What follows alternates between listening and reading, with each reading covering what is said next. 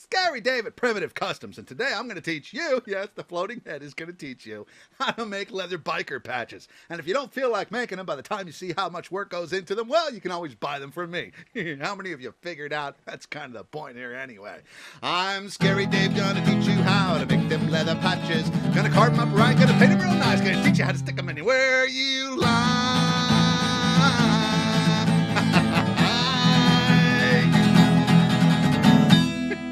Yeah, you ever wonder why I don't have a real job? I didn't think so, but I ain't bitter. All right, a couple things before we get started. One, why would you even want a patch? Well, because you're sick of buying stuff at Walmart. You're sick of having other people put their logo all over everything you have. It's time for you to put up yours. It's time for you to pick out the artwork that you want to put in your life and put it into something that'll stick around for a while. Hey man, if you're out there riding bikes, you might as well start strapping leather everywhere you can. I suggest on your ass and anywhere else that might hit the ground. Hell, I wear leather across my face. Next, it doesn't have to be biker stuff. You know, if you're looking at this to learn how to tool, you can tool anything you want. You can be all cowboy if you like. You can be all floofy flying pink ponies if you like. It doesn't matter. Teenage Ninja Turtles, it don't matter. It's all the same thing. It's all the same kind of skill. Oh, by the way, if anybody tells you you can't do this, they're probably right. You probably can't do this. That's why you're watching this. But guess what? You can learn how. It's not a talent, it's a skill. Not a talent, but a skill. Yeah, okay, you can't do it. Yeah, well, you know what? I didn't used to be able to do it, and I got tired of looking at my buddy doing it, thinking, I can't do that. I want to do that. So I had him teach me how. Now I rock. The only thing standing between you and being able to do what I do is a bunch of time and effort. And if you don't want to spend the time and effort, but you still want the stuff, hey, you come to me and you buy it from me. If you want to learn, you watch my videos, you can do it for your own self. It just isn't, well, okay, it's hard, but yeah, it's not that difficult. My style happens to be biker, tattoo kind of stuff, flames and skulls and things of that sort. That's just the way I do, so that's what I'm going to show you. That's what I have for sale. So, now, first of all, where are my credentials? I got some credentials right here. Here we go. Here's my credentials. This is the vest I normally wear. Yeah, it's not going to show up too well on this camera, so I'll take a picture of it and put a still in right about here. See that? Oh, ain't it pretty? Yeah. Now, one of the things is, that vest, I made those patches, I skived the edges, you'll find out what that is later, and then I sewed it onto there with an industrial Juki sewing machine. Now, if you're going to sew stuff onto like jeans or a jacket or something like that, you could probably just get a really sharp needle, put it on your sewing machine, and go slow, and it should take care of it. You want to use barge cement to glue it on there as well. Now, there's things like these flasks that I make. Oh, they're for sale on my eBay page. What do you know? These are just glued on. They're just very, very carefully glued on. Other things that you can do with these patches, ladies, bags need patches. So here's a messenger bag that I've got, and I just glued this one on because I couldn't really get to it with my sewing machine without taking the bag apart. And you know, the edges are coming up every once in a while, but I kind of like it. I did glue it back down so far. What you could do is you could put this on with rivets. You can get little rivet kits from like Tandy Leather for a couple of bucks, and rivets work really well. I glued this thing on here a few years ago, and it stayed just fine. So another thing I did is I do some of that crazy music. And there's the guitar I usually play. No one ever gets to see it. I painted it black so it wouldn't show up in the videos on accident. And it's just, it's a nice Yamaha. It sounds real good. It dulled it out a little bit when I painted it black, which is what I wanted because it used to be louder than I am. Hard to imagine. But there's a patch. I just glued it on, used barge cement, skived the edges. It's been on there for a few years now. It does just fine. Eventually I'm going to cover the entire guitar in leather and lace everything together. But for now, just keep it in mind that if you want to put a leather patch on something of yours, you know what? You can wash it. It ain't going to hurt it that bad. That jacket's been in many a rainstorm. You might want to go low on the soap or, you know, do some wool out or something like that. But you can even put them on with snaps. I mean, there's just so many things you can do with this stuff. And if you want me to make you something custom, just get a hold of me and let me know. Send me the artwork. I'll give you my email address and I'll make it for you. Otherwise, stick around. I'll show you how I do it. Now here's a smaller version of what we're going to do. This is finished. Now we're going to do one quite a bit larger than that so that we can hopefully see what's happening. Now here I've changed it just a little bit. Added some face hair here and made it larger so that hopefully you guys can see what's going on with this crappy camera. Just a sheet of plastic, And made it the size that I want. And here we go. First thing we're going to do is we're going to wet this down. Wipe off any excess. Add this puppy to it. I'll take this tool right here called a ball tool. One big, one little. I like the little one. And I'm just going to trace this into the leather until it leaves a nice dent.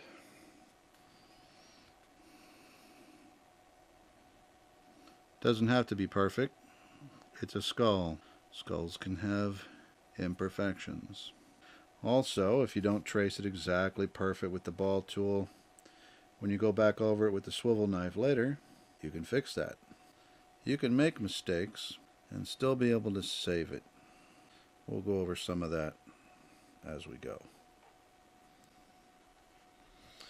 Sort of like a cartoonist, you can lift this up, see how it's coming along, see if you missed any spots.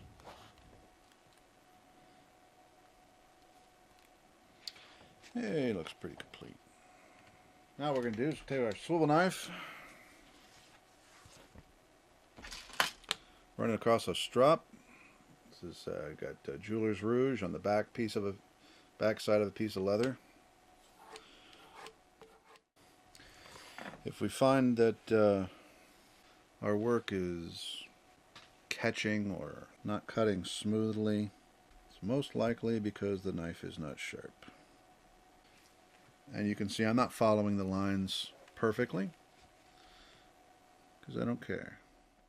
And I know my hand is hiding a lot of this, but I just can't afford that fancy camera that'll make this all real pretty for you. And I usually have a filter over my light that cuts out all these nasty shadows, but it just wasn't quite good enough. So I went ahead and pulled it off. Now here's the beginnings of what we're doing. We just you can see these are the indentations I did with the bar tool, and here's what the knife is cutting. Nice and smooth, no jaggities, no skipping. If you get jagged and skipping and it won't go around a curve easily, then you need to pull this thing out and strop it. And there's an angle right here. Just lay that angle on here, keep it about right, you know, match the angle. You can put your finger down to hold it the right angle once you found it. And some people go straight, some people snake it. I snake it. You want to try not to get this jeweler's rouge on your leather because it will color it. There's not much left on here. So after I strop it, I usually wipe it off on my pants because that's the kind of guy I am. I'm going to always say use a napkin, and I'd always wipe it on my pants. Now that she doesn't have to do my laundry, I definitely wipe it on my pants. Now let's give him his eye patch. Nice swooping curves.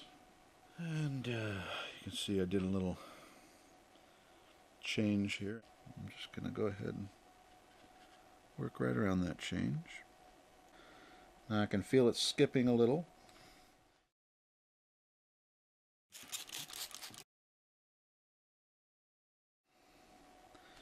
Some eyebrows, give them some details. Nice, easy twist like that. You want to keep this blade straight up and down, not off to one side. You don't want to slice under and lift up a piece of leather. You want it straight in so it draws a line in it. So they're you know, it's equal. You can move your leather around to wherever you need it to be. First few times you do this, you're going to make plenty of mistakes. I've already made mistakes in here today. Most people won't notice them. I'm a bit of a perfectionist, so I'm going to notice them. But I've learned how to accept the fact that stuff happens. There really is no such thing as a perfect skull. It might feel that way to me. It might feel like it's imperfect, implying that it could have been perfect, but that's just not the case. Feelings are not facts. I've seen videos where they say that practice so that you can run your knife in any direction, and videos where they say the exact opposite. I admit that I've felt like putting the two guys in a room and telling them to duke it out so someone could come up with the right answer for me. But art is art. It's good to learn how to do things other people's ways, in which case you're doing it the right way for them. But ultimately, you're going to have to learn how to do it the right way for you. It doesn't look like much. We'll do some hair. Hair is not the easiest thing to do. Hair is sort of similar to wood, with a grain in wood, I should say. There are hair tools that will make it quite a bit easier. And what I'm doing is I'm making some of these uniform, and then in between them I'm just putting little bits of non-uniformity, something like that. He's a crusty old dude. Probably doesn't spend a whole lot of time at the dentist. Even if he took care of his teeth, I like to think that the rats and the dogs who found him after he died did not. All right. Now I think I'll take a picture of this so you can see more clearly what it's looking like now.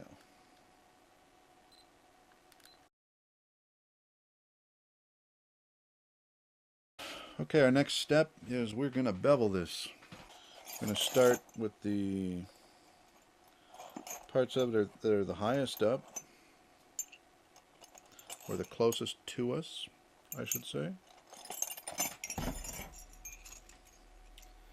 Use tools like these. There's no patterns on here. They're just they're basically wedges. I'm also going to use a couple of lifters first.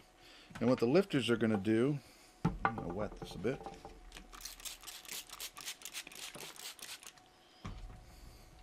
Lifters are going to lift.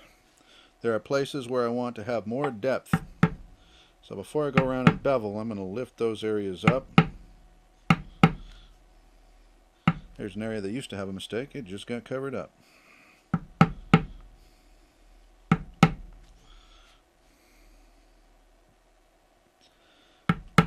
It's a 3D object.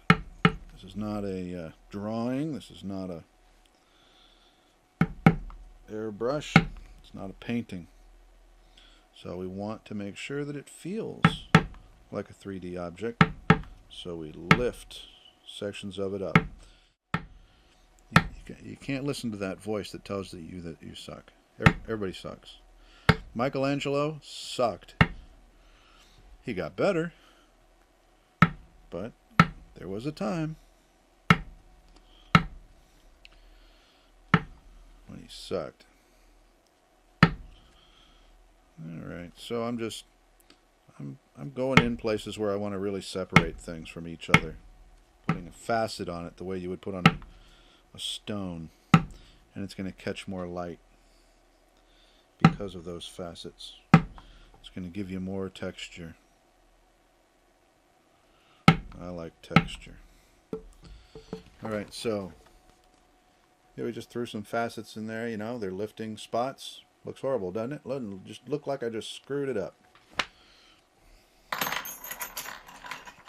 Well, if I were to stop there, I would have screwed it up. But I'm not gonna, am I? Now what I'm going to do is I'm going to take this nice smooth one. Don't know if you can see it, but it's smooth. Got an angle. I'm going to throw the tip of that angle. Where am I? I'm going to throw the tip of this angle into the cut. And I'm going to let it kind of feather it off. I'm going to start up here with this thing. So I'll put it in this crease right here by this do-rag. And it'll be at an angle that allows it not the whole thing to touch. Like if I tilted it back, the whole thing would touch and it'd leave an imprint like that. I'm going to lean it forward so that it leaves an imprint like that. Beveling is one of the harder things to do.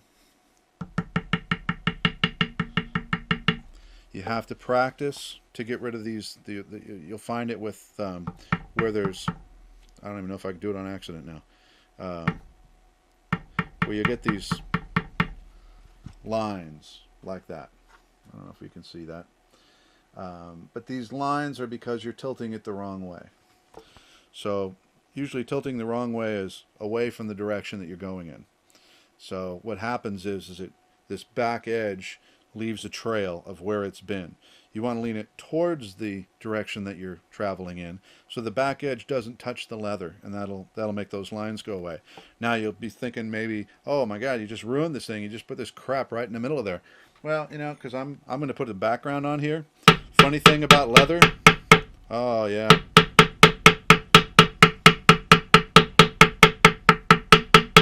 Things like that go away. And I could come back here, rub it, goes away even more. By the time I put some color on there, that ain't going to show. That will go away. It'll just blend in with everything else by the time I finish doing all this backgrounding. So,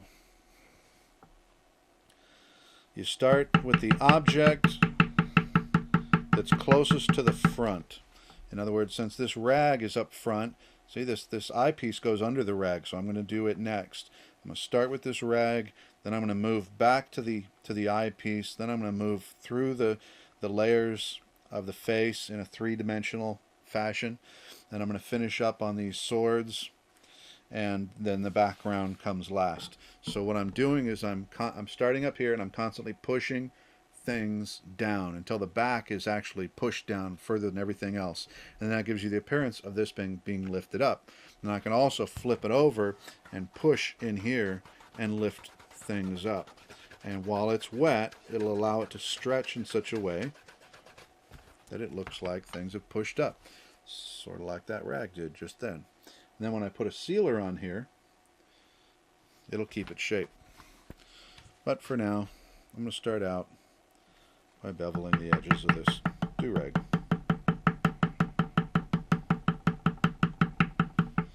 You want to do it fairly hard. You want to get that depth, so you can't just sit here and just barely tap it. You know, you've got to really give it some meat.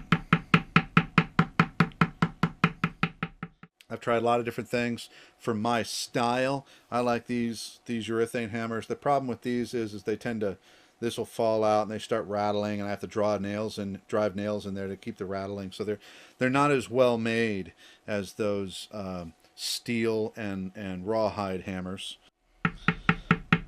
When you start learning to use a beveler, I'll tell you the hardest thing to do is not to leave those little lines, a little trail that looks like stamp after stamp of the beveler.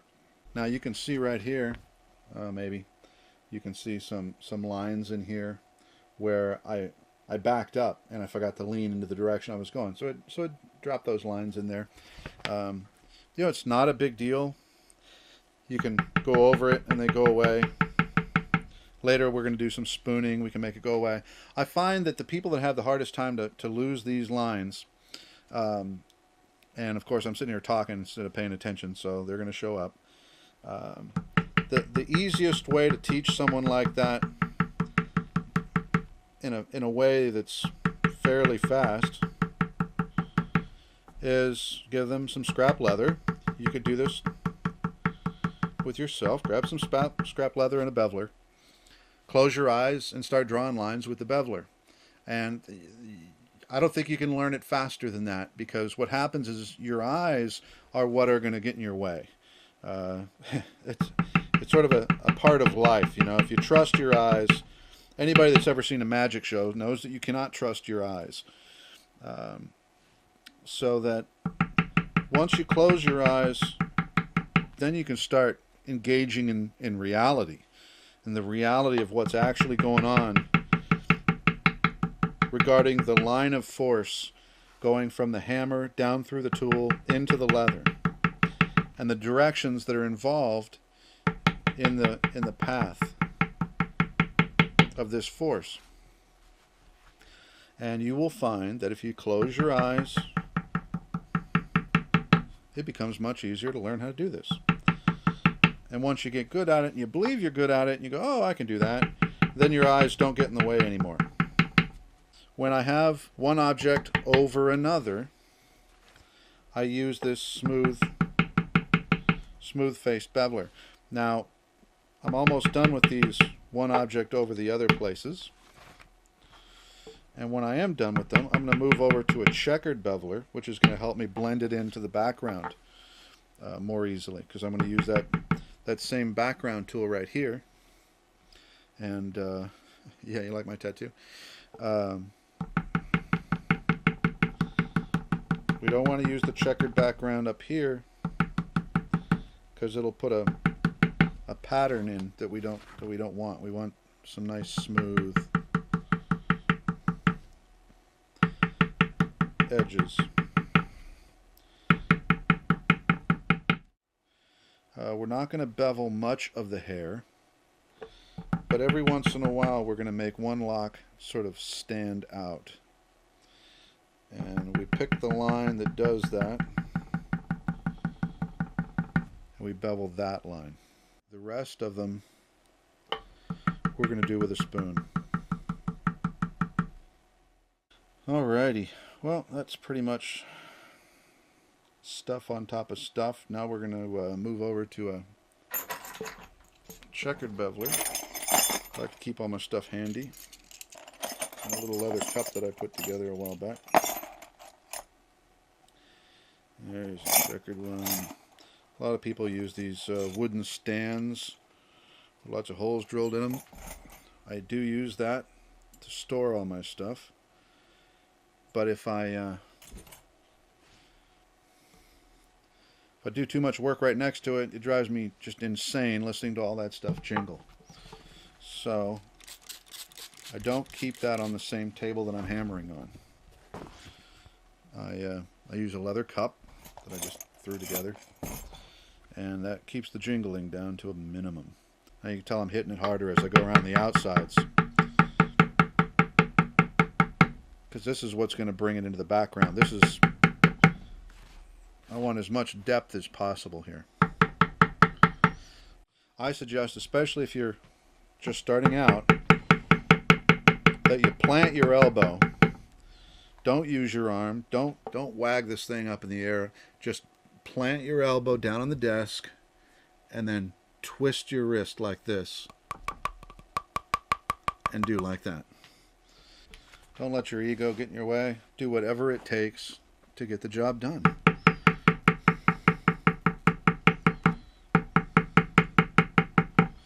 That's the whole point. The outcome. Art is about the outcome. Well, it is when you're going to try to sell it. If it's just art for the sake of art, then it's art for the sake of art, and it's about just doing it and enjoying it and learning and exploring.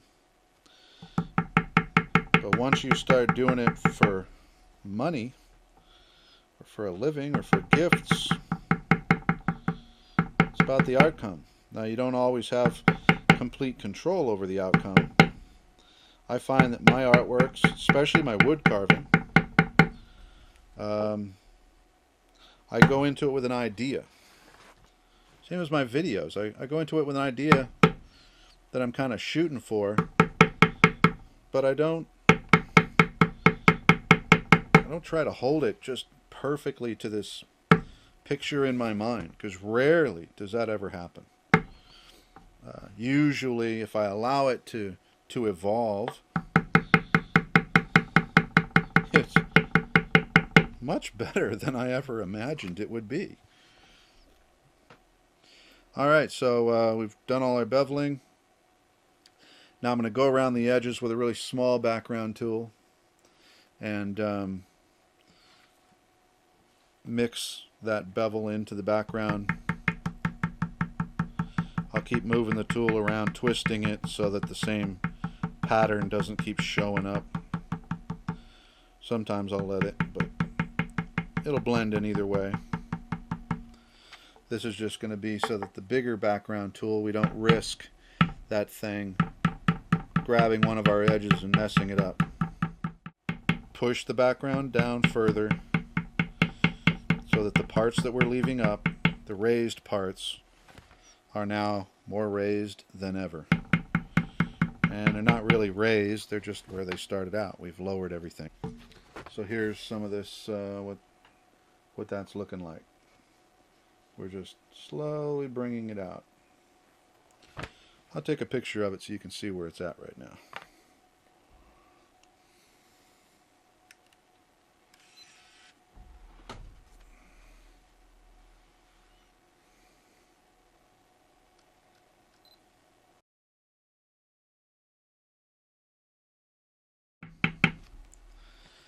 Now this eye, I'm not going to use the background tool. I'm going to flatten that out with a different tool. I don't want it to be the same texture as the background. I want it to be all flat and black and hollow. I'm going to do the same thing for his mouth, because it's going to get all blacked out, and I really want that to show. So I'm doing the same thing with his nose hole. All right, move on over to the background.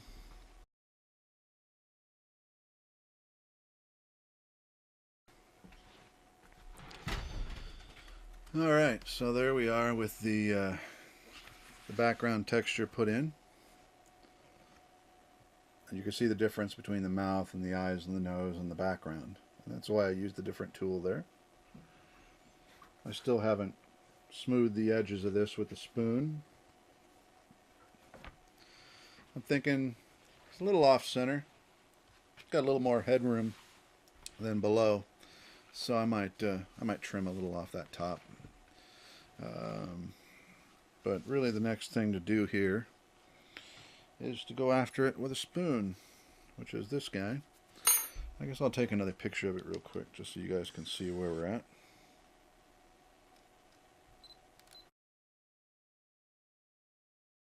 So what we're going to do now is just going to go across some of these edges at an angle and just round them off so that they're not so square.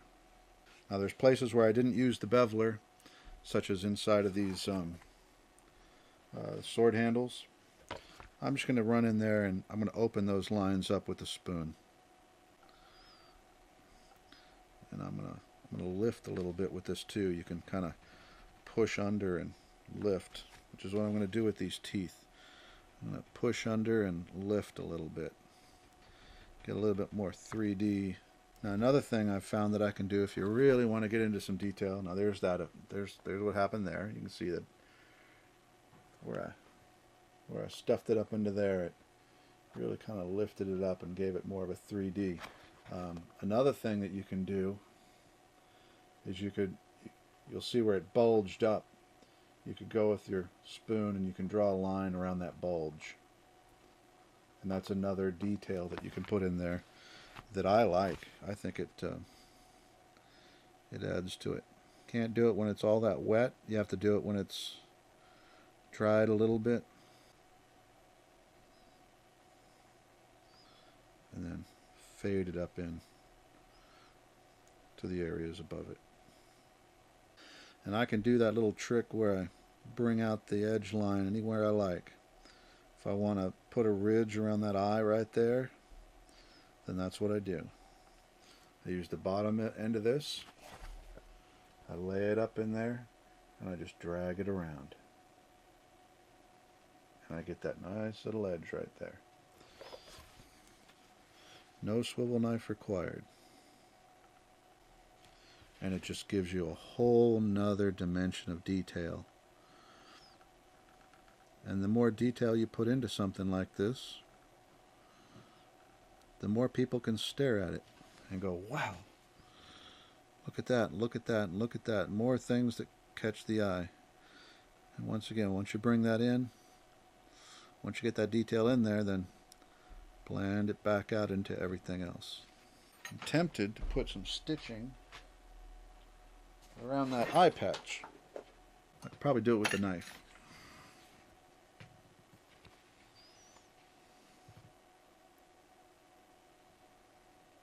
I'm just taking the very corner of this knife and I'm poking some sort of slotted looking dots.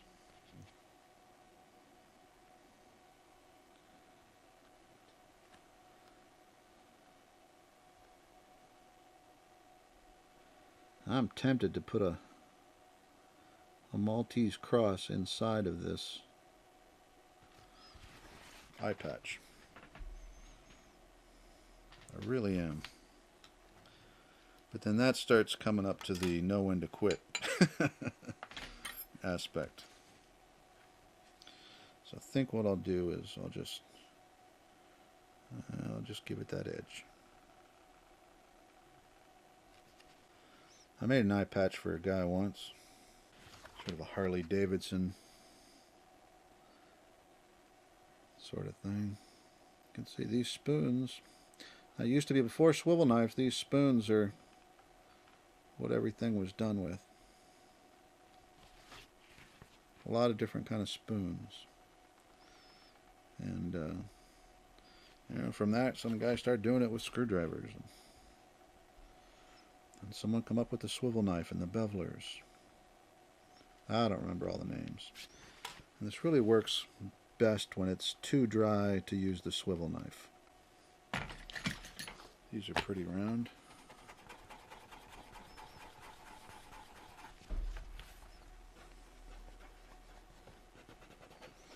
It's just a matter of getting behind it,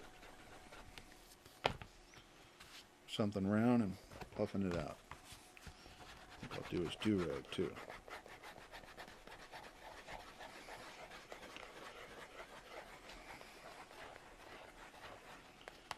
Definitely that eye patch.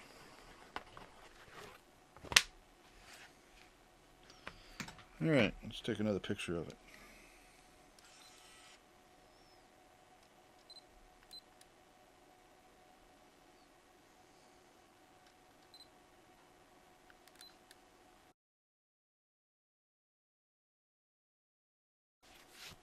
There we go. Alright. That's it for the tooling. Now we're going to start painting. One of the things I do is I take these really small Staedtler pens, pigment liner, 0.05. I very carefully go in and outline my cuts to make it stand up even further. When I start adding colors, it helps them sort of join. It's basically, if you were doing a tattoo, this would be the outline of the tattoo. Nobody taught me to do this. It's just something I got the idea once, and I did it, and I really liked the way it came out. And the idea came from watching guys tattoo me. Now, if you're doing oak leaves and acorns, this might not actually look too good. But if you're doing this kind of tattoo art, in my opinion, makes it look more like a tattoo. And a lot of the time what I do for people is I'll take a tattoo that they have, and you know, if you're a biker, you got a tattoo you're really proud of, you put on your leather jacket, most of the time nobody will ever see it. So what I do is I'll take it and I'll blow it up, and I'll turn that tattoo into the size, the entire back of their jacket, the size of their back. Alright, first thing about paint, it's actually a dye. Depending on where you live, you can get different kinds. If you're in California, you can only get the water-based kind. I'm in Missouri right now, so I can get the alcohol-based kind, but the thinner-based, whatever you want to call it, oil. I keep it in Ziploc bags because the stuff spills. It'll even eat through the Ziploc bag eventually. Keep your black paintbrushes away from everything else. I'm going to start with black because it's the one thing you can't fix. So if I ruin the black, the whole thing's done, unless it's a problem that I can reincorporate. People say, why do you always wear nothing but black? And now y'all are learning why I wear nothing but black. Because I can wear any color of leather dye on top of my black pants. You can get your colors from Tandy Leather or other leather places or shoe repair shops. The reason I'm starting with black is that if I spill or drip or something on the background, then I can, as a last resort, turn the background black and still save it. This means I'll have to put a bunch of highlights on the black beard to get it to show. But it is a way to save it if I spill black where I would have put the oxblood color that I'm planning on doing the background in. So I get this most dangerous color of black out of the way first. Because anything else that I drip or spill, I can cover it up by simply going to a darker color. But I can't go any darker than black. Now if I were to accidentally get black all over one of the teeth, I could save it by smashing it down with the background tool until it looks like the back of the mouth. And he just doesn't have that tooth anymore. A problem that this guy has already overcome. I could also do it without smashing it down. I could just make it look like it's a rotten black tooth. I've tried a lot of different things to try to make metal look silver. And what I've settled on is metal in my carvings is leather colored. Because trying to get chrome or silver just never really looks that good.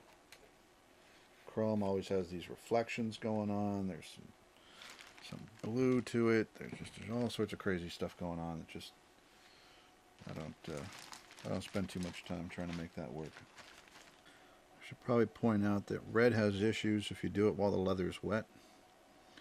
And I've got a 500 watt halogen light bulb staring at me right now in a closed room with no fan because I don't want the noise. So this stuff's drying pretty fast.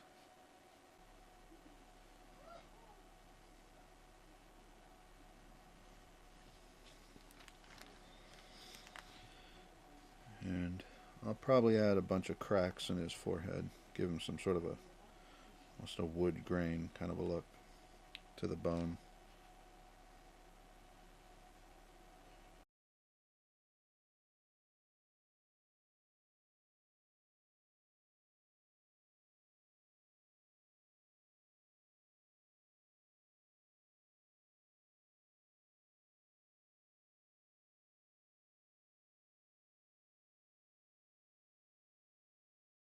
I put some black shading in here with a dry brush, where I just put some paint on a brush and I dried it until it just barely was on there, and then I started laying into the edges here. You can see just a tiny little bit of shading. Now what I'm doing is I'm adding the white to the teeth. I'm adding some highlights here and there to bring it, get it to pop out from the background a little bit more. It'll take a lot of that on the red scarf. You can notice over here where you can't hardly tell them apart, but if I just put a little white on the tips,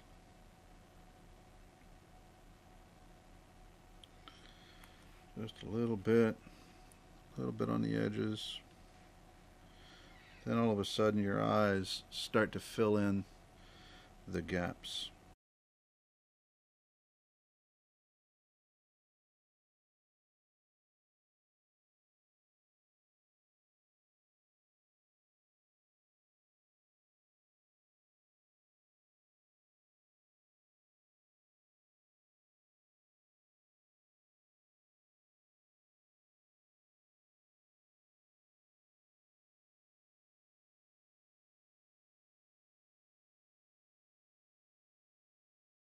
We're going to make it look older. And that's going to take some brown and some black. We'll start with this brown.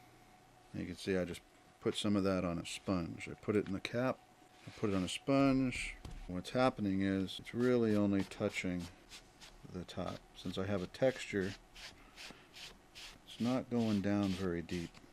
Alright, now I'm going to use a darker, heavier, wetter black, and I'm going to really lay into the edges.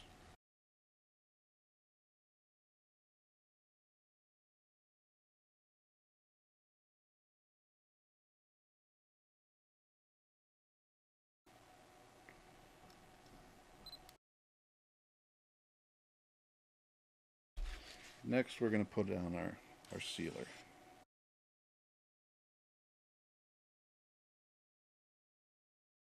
If you have multiple colors, start out by getting it on those colors. So what I don't want to do is transfer color over to that leather.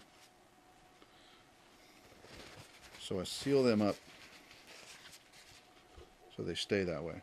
Once they're sealed, nothing's going to come off of those and transfer. You could do this with napkins, paper towels. You can use the little cotton balls. When I've got a lot of colors going on, I tend to use these throwaways. I don't want to move these colors into places where there's not supposed to be any color. I'm not going to press too horribly hard, but I'm just going to buff. And the more I buff, the brighter it's going to get. You want to be careful of things like these little pointy areas, not ripping them off while you're buffing it. But even if you do, because of the style that it is, it's acceptable that they kind of peel up and stand out. It gives it more of that 3D.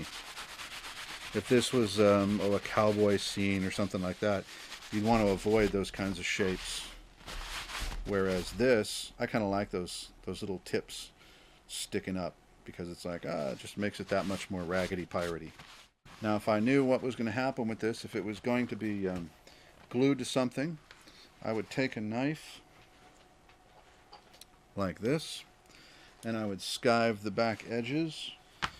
Now this is probably going to be a patch, and it's plenty big, so but I would skive the edges, meaning I would thin it just like that. And in thinning that, it makes, when you glue it down, it makes it not be such a tall edge. It makes it a thinner edge. But because of me not knowing what this is going to be for, if somebody wanted to put this into a chopper seat, they certainly wouldn't want me skiving that, where they would want me to leave it as big as possible. So let's say you've got a Harley, and you know somebody that can sew the seat material and whatnot, and you wanted that $1,000 seat, but you didn't want to put out the money. Well, you could buy this from me, and you could add it to the seat on your bike, and there you go. Or you could just sew this to the back of your jacket. Guaranteed, for what I'm asking for this, you'll come out ahead. This will triple the value of your jacket, at least double, probably triple. But there it is. It's done. It was made by ScaryDAve. I didn't sign it because I don't care for putting my logos out in the middle of people's faces. If you want me to sign it, I could probably find a place to carve my logo into it, but I don't think people should pay me to advertise for me. If someone wants to know who did it, you can tell them. It's pretty obvious. All right, there you go. One biker patch finished.